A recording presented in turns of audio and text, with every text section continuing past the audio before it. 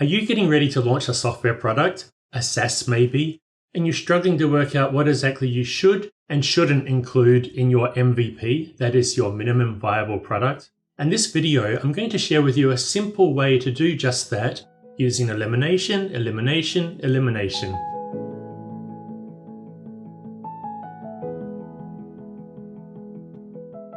Hi, I'm Steve McLeod. I've been creating software for more than 20 years. In the corporate world, in startups, I've created consumer apps, and now I run Feature Upvote, a B2B SaaS. Here's how I worked out what to include in Feature Upvote's own MVP when we launched back a few years ago. I had in mind the problem that Feature Upvote would solve. That is, how to deal with the flood of feature requests you get when you have a successful product. And I had some strong ideas about what would definitely 100% be required for such a product to be useful. Now, just to make sure I hadn't forgotten anything, I also took a look at the competitive landscape to see in particular what features similar products highlighted in their marketing material. Then I opened up a wireframing tool. Balsamic's my favorite, and that's the one I used. And I spent a few evenings putting together wireframes of the functionality I thought we would probably need from day one for this to be a useful product. Then I saved my work and I called it Feature Upvote Wireframes version 3. That's right, not version 1, but version 3. Then I made a copy of the file, I opened the copy, and I forced myself to delete half of all the features and functionality. The criteria was simple. Find the things that are less important than the rest. Uploading images? Gone.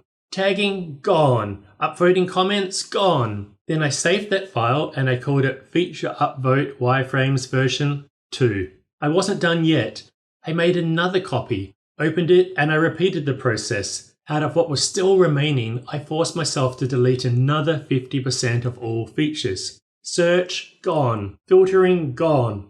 Now I had the wireframes for version 1 of Feature Upvote. I spent a month or so implementing this. It was basic, it was not pretty, but it was a working web app I could put in front of potential customers. A minimum viable product. I then showed what I created to friends, acquaintances, anyone who ran a company or worked in a company that could possibly use a product like this. I showed them what I created and I listened. Now, some people saw no use for Feature Upvote, but others liked what they saw, but with hesitation, and that hesitation was key. They would say things like, I could use this, but it needs to match our branding, so I knew custom CSS was something I needed to do. Or they would say, I could use this, but it needs to appear to run on our domain, so a custom domain name was important. And that's how I discovered what to add in the first months after launch. Now, an amazing thing happened. Some of the things I had in my version 3 wireframes file were never requested. Not then, and not even today. It turns out that some things I initially thought were essential to launch were totally unnecessary. And that's the story of how I worked out what to include in our